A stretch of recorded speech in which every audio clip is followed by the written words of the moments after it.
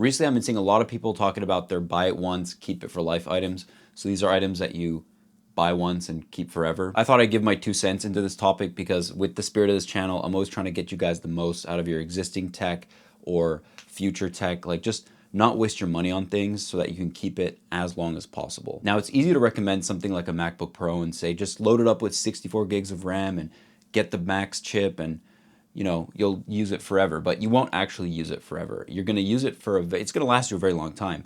But I truly want to give you guys recommendations for things you buy once today and can quite literally keep forever and pass on to your kids or friend, whoever you want to pass it on to. First item we're going to be talking about is headphones. Now, not everything's going to be a tech item, but this first one, I know you guys are a tech audience. We're talking about headphones. I'm not talking about Beats. I know Beats are a fan favorite of a lot of people. I'm talking about high-end, high-quality, almost audiophile headphones. So that includes the ATH M50Xs by Audio-Technica.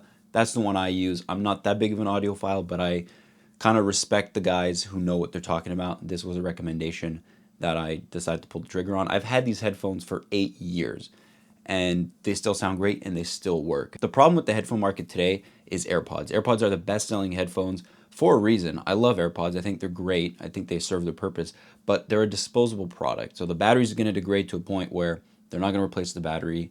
They're too tiny, right? Like, we're not going to start swapping out AirPod batteries. I actually gave my friend my old AirPods a couple weeks ago because his were completely finished. The battery didn't last, I think, only like an hour or something. But the point is, they're disposable. You can't buy them for life.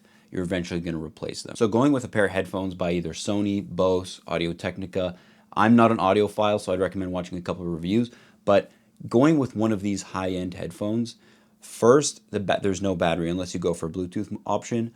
Then again, you still always have that wired option. So these quite literally can last forever. There's a bunch of headphones from the 70s and 80s that still hold up and still last today because they just work. It's a wire and speaker drivers. There's nothing really that's going to break. And if it does, you could probably take it apart and fix it. So that's why if you invest in a good pair of headphones, they're always going to sound great and they're always going to be usable for years and years to come. I think that should be one of the selling points to bring back headphone jacks on the phones, because once, like, why are we only able to use Bluetooth? I feel like a headphone jack should quite literally be the bare minimum. Next up, we're talking about watches. Now, you're going to see a lot of people talking about buying a Swiss watch and saying, this is the best watch I've ever bought.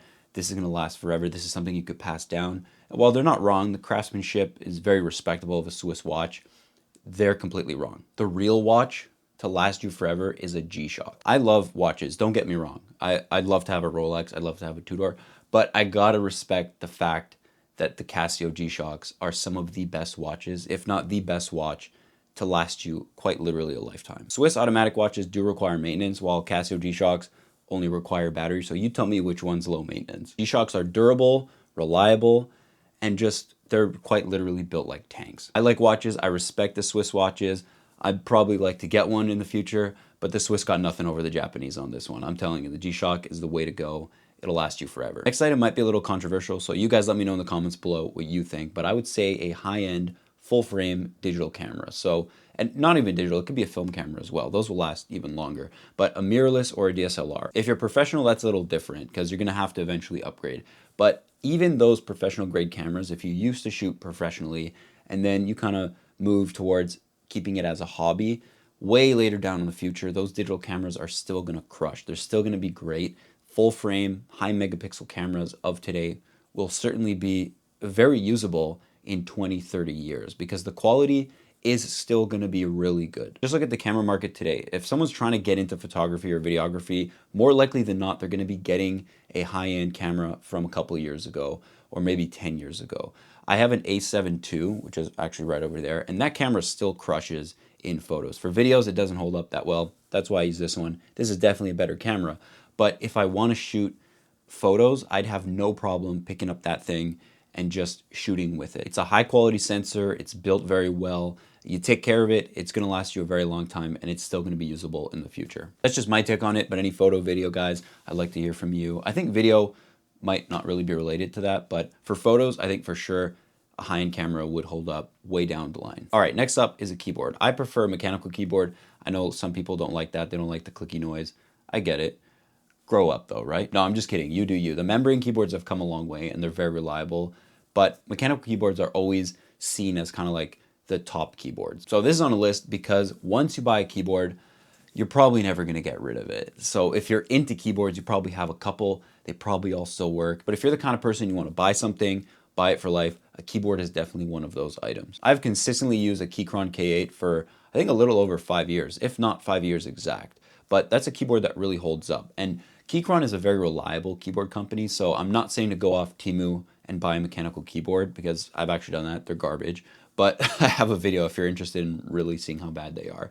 But getting a mechanical keyboard from a high-end company like Keychron, you got Logitech, it's very reliable, or any one of the other niche high-end keyboards, you're going to be paying a premium for it. Don't get me wrong.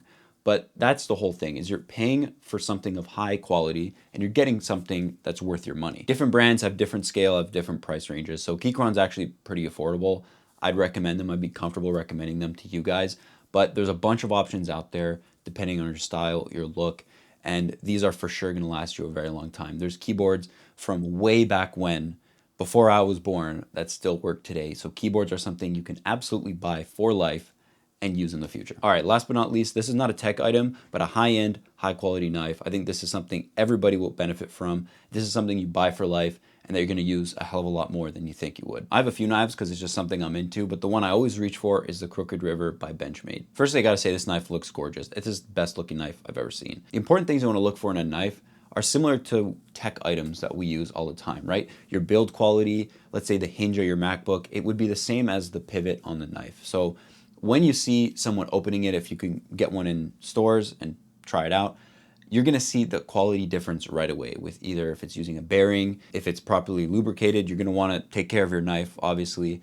But these are all things that kind of relate to everything. It's just how the item feels, how it performs, how it functions. The other thing is obviously quality of steel. So this Benchmade knife, the Crooked River, it uses S30V. That's a really good steel. You could sharpen it. It holds an edge very well.